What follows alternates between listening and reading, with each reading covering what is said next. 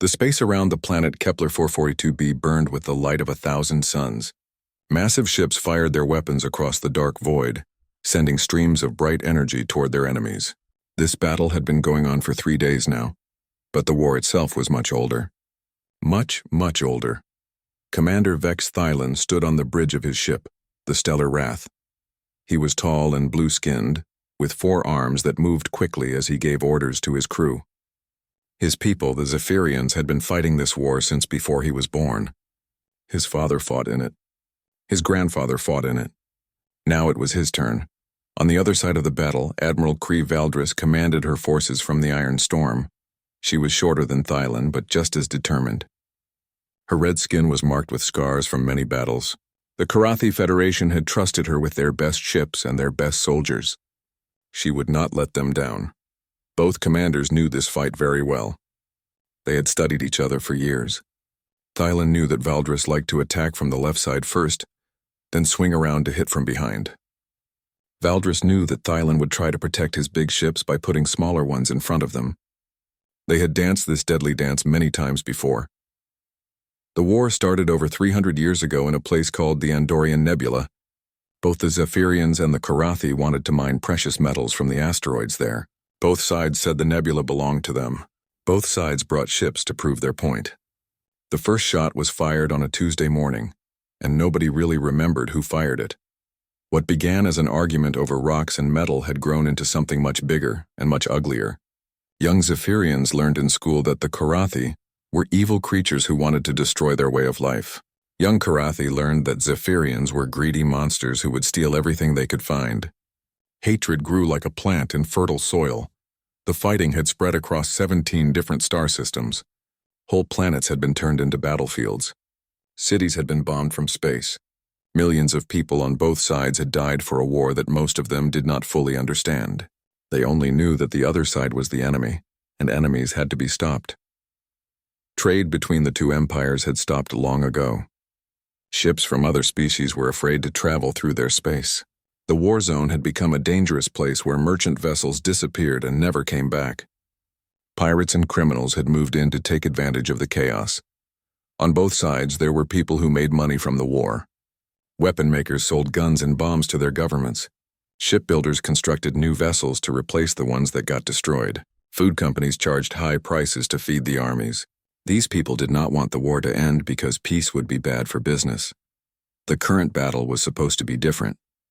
Both sides had brought their newest and most powerful weapons. Thylon had plasma cannons that could melt through the strongest armor. Valdris had quantum torpedoes that could blow apart an entire ship with one hit. Yet neither side could gain a real advantage over the other. The Stellar Wrath shook as enemy fire hit its shields. Thylon gripped the rail in front of him with 2 hands while his other 2 hands worked the controls. His ship was strong, but it could not take this punishment forever. He needed to do something different. Something unexpected. At the same time, Valdris was having the same thoughts on her ship. The Iron Storm had taken damage to its left engine. Her engineers were working to fix it, but they needed time. Time was something she did not have much of in the middle of a battle. Far away from this battle, a small ship moved through space at incredible speed. It was much smaller than the warships that fought near Kepler 442b. Its hull was a simple gray color, and it carried no heavy weapons. On the side, painted in white letters, was its name, Pioneer. Inside the Pioneer, Captain Ryan Clark sat in his command chair and studied the star charts on his screen. Clark was human, and humans were new to this part of the galaxy. They had been traveling for 18 months, exploring places that no human had ever seen before. They were looking for new worlds, new life, and new friends among the stars. The Pioneer carried 30 people, all of them human. They came from different countries on Earth, but they worked together as one team. Some were scientists who wanted to study alien life. Others were engineers who kept the ship running. A few were soldiers, but they hoped they would never need to fight anyone. Clark looked at his navigation officer, a young woman named Lisa Park. She had been tracking their course for the past week, and they were almost at their destination. The humans had detected what looked like a populated star system ahead of them. They wanted to see if anyone lived there, and if so, to say hello. The humans had rules about meeting new alien species. They called it First Contact Protocol. The rules said that humans should always be peaceful, Always be honest and always try to understand the other species before making any judgments. These rules had worked well when they met their first alien friends in the Alpha Centauri system. As the Pioneer got closer to the Kepler 442 system, their sensors began to pick up strange readings. There was a lot of energy being released near the fourth planet. It looked like explosions, but they were too big and too regular to be natural. Clark frowned as he studied the data. The ship's computer finished its analysis and put the results on the main screen. Clark's eyes went wide when he saw what it said. There were two large fleets of ships fighting each other in space near the planet. The battle was huge, with more ships than the humans had ever seen in one place. Clark called his senior officers to the bridge. Dr. Elena Rodriguez, their expert on alien life, came quickly. So did Marcus Webb, the chief engineer, and Lieutenant Sarah Kim, who was in charge of the ship's defenses. They all stared at the screen in amazement. The Pioneer dropped out of hyperspace at the edge of the system, far enough away to be safe but close enough to see what was happening. The battle was incredible and terrible at the same time. Ships the size of small cities fired weapons that lit up the darkness. Some ships exploded in brilliant flashes of light. Others limped away with smoke trailing behind them.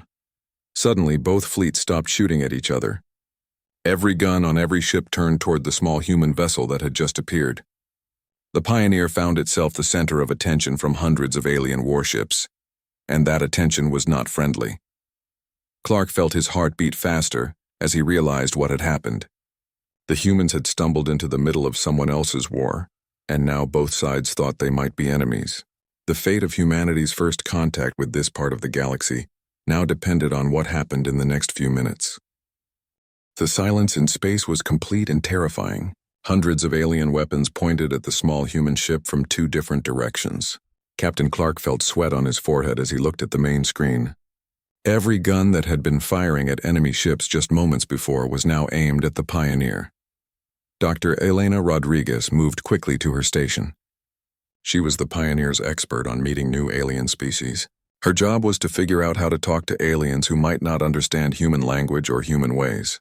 She had studied this for years, but she had never faced a situation like this before. Rodriguez worked fast with her computers. She needed to send a message to both alien fleets at the same time. The message had to be clear and peaceful. Most importantly, it had to show that humans were not there to fight anyone. Her fingers flew over the controls as she set up the communication system. The first thing she did was send out basic math. She transmitted the numbers 1, 2, 3, 4, 5 in simple radio signals. Then she sent pictures of basic shapes like circles and squares. These were things that any intelligent species would understand, no matter what language they spoke or how they thought. On the stellar Wrath, Commander Thylan stared at his communication officer.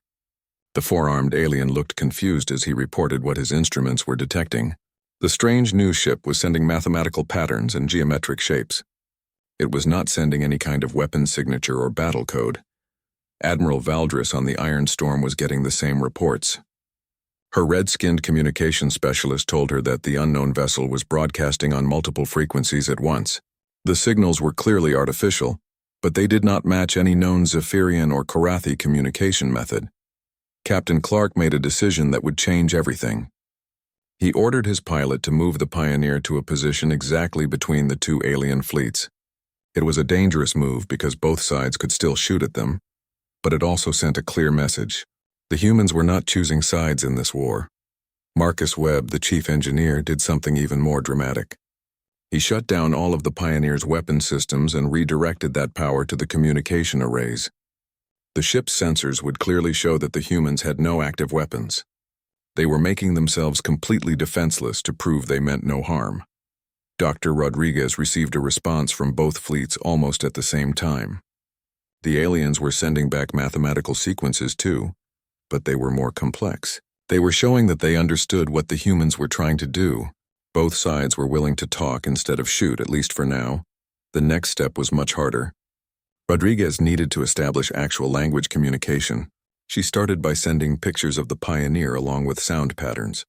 Then she sent pictures of space and planets with different sounds. Slowly, she was building a basic vocabulary that both alien species could understand. Tony Chen, the communication specialist, was amazed at how quickly both alien species responded. They seemed to understand what the humans were trying to do, and they were helping to build the shared language. Within just a few hours, basic communication was possible. The first real words that were exchanged were simple ones. The humans learned that the blue-skinned aliens called themselves Zephyrians, and the red-skinned ones were called Karathi. The aliens learned that the newcomers called themselves humans and came from a planet called Earth. Commander Thylan was the first to ask the important question. He wanted to know whose side the humans were on in the war. Were they allies of the Karathi, who had come to help destroy the Zephyrian fleet? Captain Clark's answer surprised everyone who heard it. Clark told both commanders that humans did not know anything about their war. The Pioneer had been exploring empty space when they detected the battle. They had no idea who was fighting or why. This news shocked both alien leaders because they could not imagine anyone in this part of the galaxy who did not know about their ancient conflict. Admiral Valdris asked where exactly humans came from. When Clark showed them the location of Earth on a star map, both aliens were amazed. The humans had traveled farther than either the Zephyrians or Karathi had ever gone. They had crossed vast, empty regions of space that both empires considered impossible to navigate. The aliens were also curious about human technology. The Pioneer was much smaller than their warships, but it had traveled incredible distances. Lieutenant Sarah Kim shared basic information about human space travel, explaining that humans use different methods than either alien species. Both commanders began to see an opportunity in these strange newcomers. Thylan was the first to make an offer. He told Clark that the Zephyrians would be happy to share their advanced weapons technology with humans in exchange for their help in fighting the evil Karathi Federation. Not to be outdone, Admiral Valdris quickly made her own offer. She promised that the Karathi would give humans access to their most advanced ship, designs and territorial rights to several star systems if they would help destroy the Zephyrian Empire once and for all. Captain Clark listened carefully to both offers.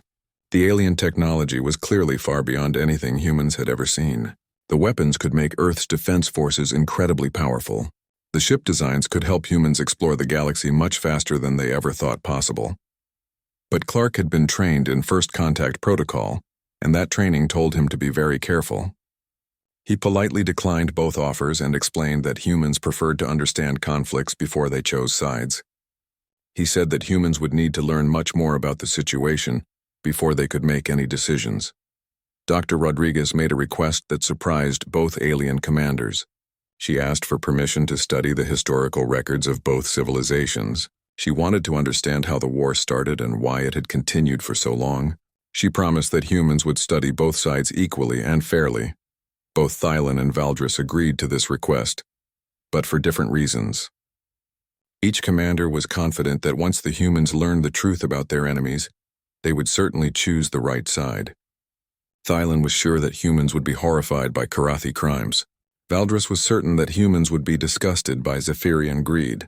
The temporary ceasefire was arranged quickly. Both fleets would stay in their current positions while the humans reviewed the historical data. Weapons would remain powered down, and no aggressive moves would be made. It was the first time in decades that ships from both empires had been this close together without shooting. As the data transfer began, crew members on both alien fleets watched their screens in wonder. For the first time in their lives, they were communicating with beings who had no hatred for either side. The humans were truly neutral, and that neutrality offered something that had seemed impossible for 3 centuries: hope for peace.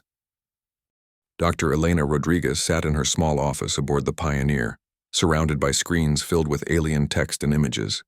For 3 days now, she had been reading through thousands of years of Zephyrian and Karathi history. The more she read, the more familiar everything seemed. The war had started exactly as both sides said it did. 312 years ago, both empires discovered rich metal deposits in the Andorian Nebula. Both sides claimed the territory belonged to them. Both sides brought ships to protect their claims. Someone fired the first shot, and the shooting never stopped. But Rodriguez saw something that the aliens could not see anymore.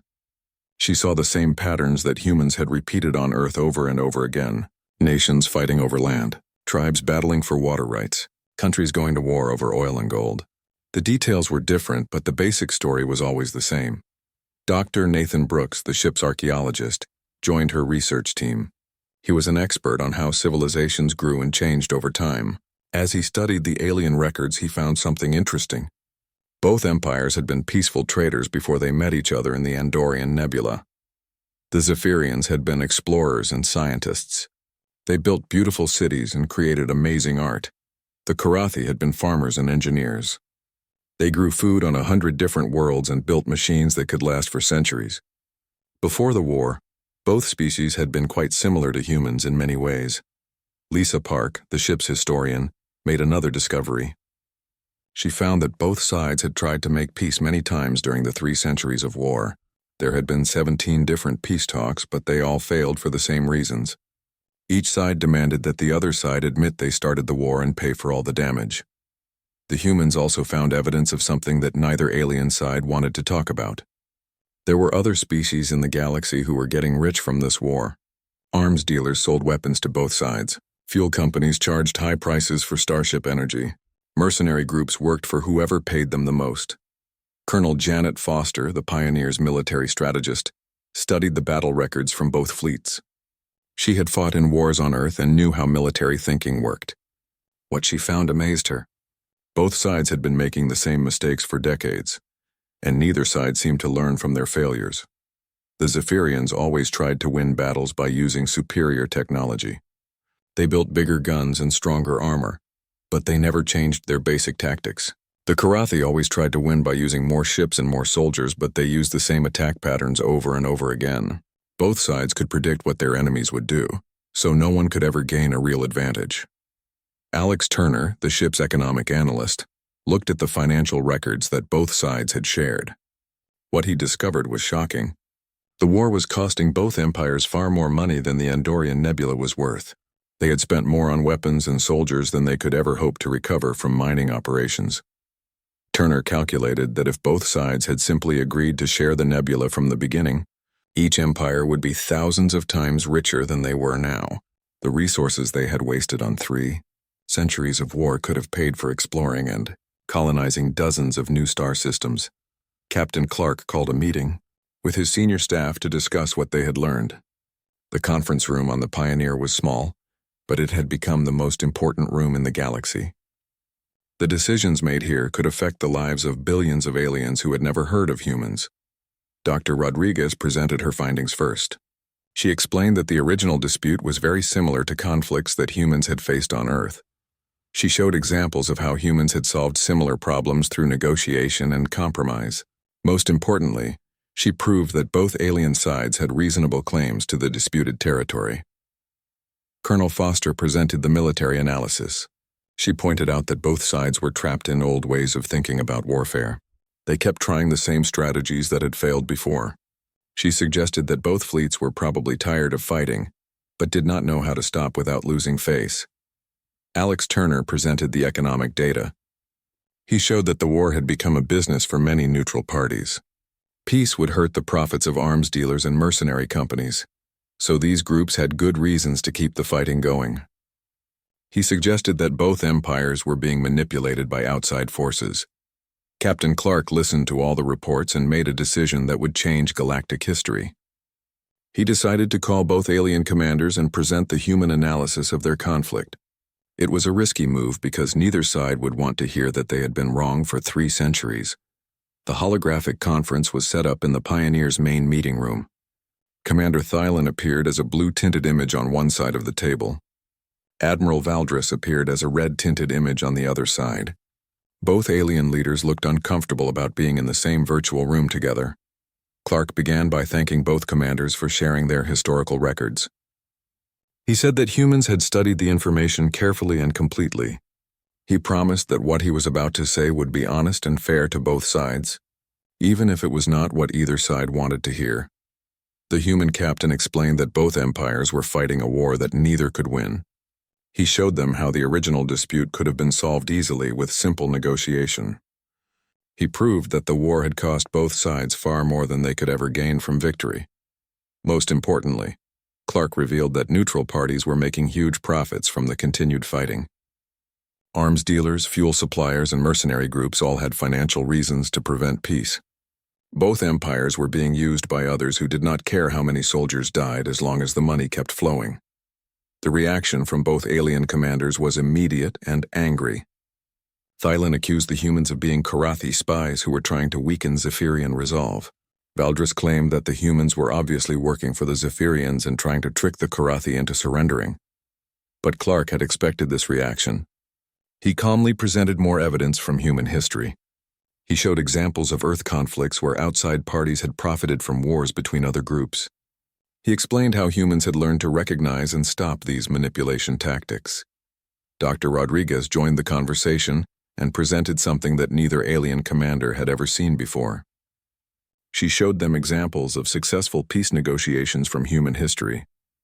She explained how former enemies had become allies and trading partners when they stopped focusing on past grievances and started working toward shared goals. Danny Lee, the engineering officer, presented technical analysis that amazed both alien leaders. He showed how both empires could benefit more from cooperation than from conquest. He explained how shared technology and resources could make both civilizations stronger and more prosperous than either could become alone. The holographic meeting lasted for hours. Slowly, both commanders began to see their conflict from a completely new perspective. They started to understand that they had been trapped in patterns of thinking that prevented them from finding real solutions to their problems. As the meeting ended, Dr. Rodriguez made one final proposal that shocked everyone in the room. She suggested a formal peace negotiation with humans serving as neutral mediators. She asked for just 3 weeks to see if centuries of hatred could be overcome by fresh thinking and honest communication. The Pioneer had become the most important place in the galaxy. Both alien fleets floated in space around the small human ship, waiting to see if peace was possible after 3 centuries of war. Captain Clark stood in the main conference room, preparing for the biggest challenge of his life. Dr. Rodriguez had spent the last 2 days designing a negotiation process based on methods that worked on Earth. She divided the talks into separate parts. One part would deal with the emotions and hurt feelings from the past. Another part would focus on practical solutions for the future. This way, both sides could express their anger without it ruining the chance for peace. The first meeting was held in the Pioneer's largest room. Commander Thylin and Admiral Valdris attended by hologram, appearing as life-size images at opposite ends of a long table. Between them sat Captain Clark and Dr. Rodriguez. The room was quiet except for the soft humming of the ship's engines. Both alien commanders looked uncomfortable. They had never been in the same room together, even as holograms. For 3 centuries, their people had seen each other only through weapon sights and targeting computers. Now they were expected to sit and talk like civilized beings. Dr. Rodriguez started with basic rules. Each side would get equal time to speak. No interrupting would be allowed. Personal insults were forbidden. Most importantly, they would focus on solving problems instead of assigning blame. These rules seemed simple, but they were revolutionary for 2 species that had been enemies for so long. The first day was difficult. Both commanders spent hours listing the crimes their enemies had committed. Thylin talked about Karathi attacks on civilian ships. Valdris described Zephyrian raids on mining colonies. Each side had suffered terrible losses, and each side wanted the other to admit they were wrong. Captain Clark listened patiently to both sides. He did not argue with their stories or tell them they were wrong. Instead, he asked questions that made both commanders think about their situation differently. He asked how continuing the war would bring back the people they had lost. He asked whether revenge was more important than protecting the people who were still alive. On the second day, Benjamin Carter joined the negotiations. He was the Pioneer's expert on solving disputes between different groups. Carter had helped settle conflicts on Earth between countries, companies, and communities. He brought a fresh approach that surprised both alien leaders. Carter suggested something radical. Instead of thinking about the Andorian Nebula as a prize that one side should win, he proposed treating it as a resource that both sides could share. He showed them examples from Earth where former enemies had worked together to develop oil fields, mine precious metals, and explore dangerous territories. The idea seemed impossible at first. How could the Zephyrians trust the Karathi to share fairly? How could the Karathi be sure the Zephyrians would not try to take everything for themselves? Both sides had been betrayed before during previous peace attempts. Both sides expected to be betrayed again. Rachel Green, the Pioneer's economic specialist, presented detailed calculations that changed everything. She showed both commanders exactly how much money their empires were spending on the war every year. She compared that cost to how much profit they could make by working together to mine the Andorian Nebula. The numbers were shocking. Working together, both empires could extract more valuable materials in 10 years than either side could win by fighting for 100 years. The shared profits would be enough to rebuild all the worlds that had been damaged by the war. Both civilizations could become richer and more powerful than they had ever been before. But money was not the biggest problem. The real issue was trust. Dr. Kevin Scott, the pioneer psychologist, addressed this challenge directly. He explained how both cultures had been shaped by generations of war. Children on both sides grew up learning to hate their enemies. Soldiers were trained to see the other species as monsters who deserved to die. Dr. Scott showed both commanders examples from Earth where similar hatred had been overcome. He told them about countries that had fought terrible wars but later became close allies. He explained how former enemies had learned to work together by focusing on shared challenges and common goals. Amanda Walsh, the pioneer security chief, suggested a practical way to build trust slowly. She proposed starting with small cooperative projects where both sides could work together, without major risks. If these projects succeeded, larger collaborations could follow. If they failed, both sides could go back to their previous positions without losing much. The breakthrough came on the 5th day of negotiations. Jake Morrison, the pioneer's communication officer, organized a cultural exchange session. He arranged for ordinary crew members from both fleets to talk with each other through video links. For the first time in centuries, Zephyrians and Karathi spoke as individuals rather than as enemies. The conversations were awkward at first, but they quickly became interesting. Both species discovered that they had similar concerns about their families, their futures, and their place in the galaxy. A young Zephyrian engineer found that he had much in common with a Karathi scientist. An older Karathi officer realized that Zephyrian soldiers were just people doing their jobs, not evil monsters. Commander Thylan and Admiral Valdris watched these conversations with growing amazement. They saw their own crew members laughing and sharing stories with people they had been trained to kill. The hatred that had seemed so natural and permanent began to look artificial and unnecessary. Captain Clark seized this moment to present the final proposal. He suggested creating the Andorian Cooperation Zone, a territory governed jointly by both empires. The zone would be protected by ships from both fleets working together. Profits from mining operations would be shared based on each empire's contribution of ships, workers, and technology. The proposal included safeguards to prevent cheating or betrayal. Neutral observers from other species would monitor all activities in the zone. Any disputes would be resolved through arbitration rather than warfare. Most importantly, humans would serve as mediators for the first 10 years while both sides learned to trust each other. Both commanders asked for time to consider the proposal. They needed to discuss it with their governments and their military advisors. This was the biggest decision either empire had faced in 3 centuries. The wrong choice could lead to disaster, but the right choice could bring peace and prosperity beyond anything they had ever imagined. On the 18th day of the ceasefire, Commander Thylan sent a message to the pioneer. The Zephyrian Empire was willing to accept the human proposal with some modifications. They wanted additional security guarantees and a larger share of the initial profits, but they were ready to try peace instead of war. Admiral Valdris sent her reply 6 hours later. The Karathi Federation also accepted the proposal with their own modifications. They wanted equal representation in the zone's government and protection for their existing mining claims. Like the Zephyrians, they were willing to take a chance on peace. Captain Clark called one final meeting to work out the details. Both commanders participated personally this time, appearing as full-size holograms in the Pioneers' conference room. For the first time in 3 centuries, the leaders of both empires were ready to end their war and build a better future together. The negotiations took another 2 days, but they reached a complete agreement. The Andorian Cooperation Zone would become reality. The 3-century war would end not with victory or defeat, but with partnership and mutual benefit. Humanity had achieved the impossible by showing both sides that they had more to gain from peace than from war. The ceremony took place in the main hangar of the Pioneer. The small human ship had been transformed into the most important location in the galaxy. Flags from both the Zephyrian Empire and the Karathi Federation hung side by side for the first time in 3 centuries.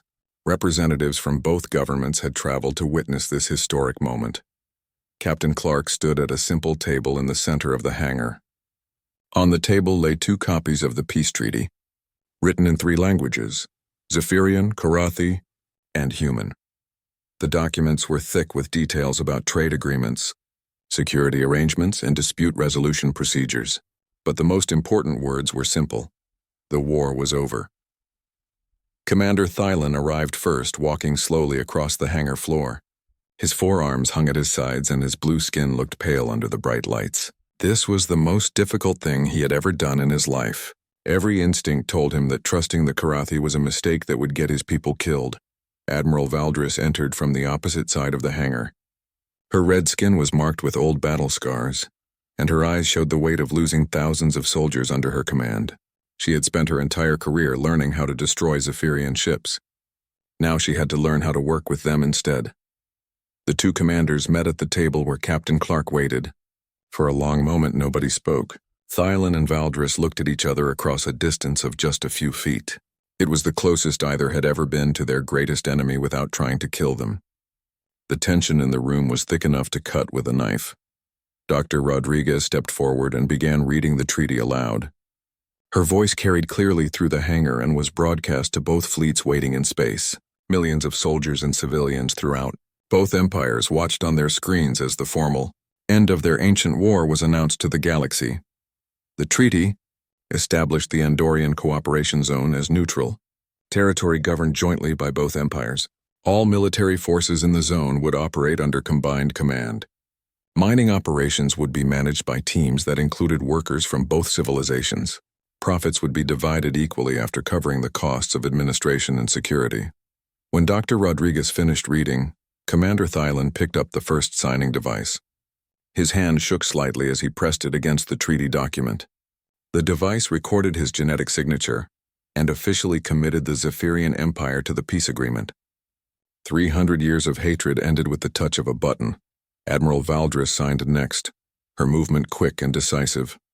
She had made her choice and would not look back. The Karathi Federation was now officially committed to working with their former enemies. As her signature was recorded, cheers erupted from crew members throughout both fleets. Captain Clark signed as the neutral witness, representing humanity's commitment to help both sides honor their agreement. Then came the moment that everyone had been waiting for. Thylon and Valdris turned to face each other. Slowly, carefully, they extended their hands and shook in the ancient human gesture of friendship and agreement. The image of the handshake was broadcast throughout the galaxy. On Zephyrian worlds, people watched in amazement as their military commander clasped hands with a Karathi admiral. On Karathi planets, families gathered around their screens to witness the end of the war that had shaped their entire civilization. The effects of the peace treaty spread quickly through both empires. Trade routes that had been closed for centuries reopened within days. Merchant ships began carrying goods between Zephyrian and Karathi worlds. Families separated by the war zones started making plans to reunite with relatives they had not seen in decades. Military forces on both sides began the difficult process of changing from enemies to allies. Joint training exercises were organized to help soldiers learn to work together. Combined patrols started protecting the space lanes from pirates and criminals who had grown bold during the chaos of war. The first mining operation in the Andorian Cooperation Zone began. Just 2 weeks after the treaty was signed, Zephyrian engineers worked alongside Karathi technicians to extract precious metals from asteroids that both sides had been fighting over for centuries. The cooperation was awkward at first, but it worked. News of the peace spread to other parts of the galaxy, where different species had been watching the Zephyrian-Karathi war with interest. Some alien governments had been selling weapons to both sides and were disappointed that their profitable market had disappeared. Others were amazed that such an ancient conflict could be resolved so quickly. The Galactic Council, a loose organization of spacefaring civilizations, invited humans to establish a permanent diplomatic mission. Captain Clark received formal requests from 17 different species, asking for human mediators to help resolve their own conflicts. Humanity had gained a reputation as peacemakers that spread across known space. Dr. Rodriguez was appointed as the first human ambassador to the newly formed Zephyrian-Karathi Cooperation Council. Her job was to help both sides navigate the difficult process of building trust and learning to work together. She moved to a space station in the Andorian Nebula that served as the Council's headquarters. The Pioneer's crew became celebrities throughout both empires. Children learned their names in school. Historians wrote books about their achievement. Artists created paintings and sculptures showing the moment when the peace treaty was signed. They had accomplished something that the galaxy's most advanced civilizations thought was impossible. Captain Clark received invitations to visit the capital worlds of both empires. The Zephyrian Emperor wanted to thank him personally for ending the war that had consumed so many resources and so many lives. The Karathi president offered him honorary citizenship and a permanent home on any Karathi world he chose. But Clark and his crew chose to continue their original mission.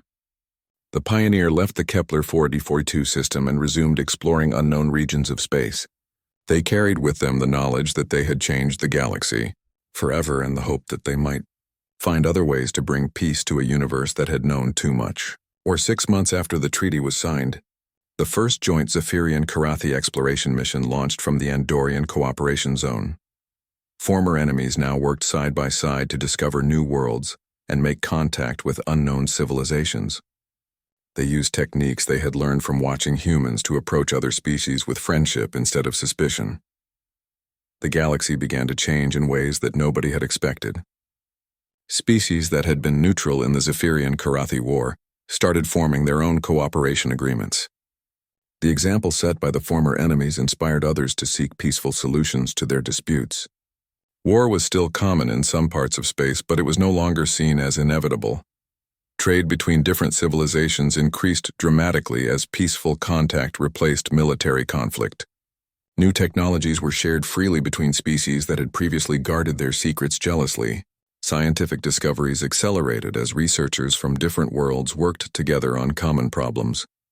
Humanity found its place in this new galactic community, not as conquerors or traitors, but as mediators and peacemakers. Human diplomatic missions were established on dozens of worlds. Human negotiators helped resolve conflicts that ranged from border disputes to trade, disagreements to cultural misunderstandings. The success of the Andorian Cooperation Zone became a model for other joint ventures throughout the galaxy. Former enemies in different star systems began establishing their own cooperation zones. The idea that competition had to mean destruction was slowly being replaced by the understanding that cooperation could benefit everyone involved. Years passed, and the peace between the Zephyrians and Karathi grew stronger. Children who had grown up during the war reached adulthood in a time of cooperation and prosperity. The old hatred began to fade as new generations learned to see their former enemies as partners and friends, rather than monsters to be destroyed. The galaxy had learned an important lesson from humanity: that most conflicts arise from misunderstanding and fear, and that most problems have solutions if people are willing to listen to each other with open minds and honest hearts. The greatest strength was not the ability to destroy enemies, but the wisdom to transform them into allies and build a better future for everyone.